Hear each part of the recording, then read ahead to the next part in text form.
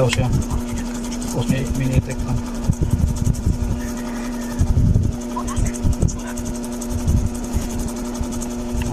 Hintay ng battery. Baba may video. Hiramin ko yung battery dito sa circular saw na ano tawag yan, yung cordless. Ito yung battery na hiramin natin. Tayo natin dito yan, tapos iyon natin yung umilaw na 150 watts pala to. Yan, subukan natin yung clip fan yung gagana. Kaya yung clip fan, kaya na ito natin. Kaya yung clip fan ito na.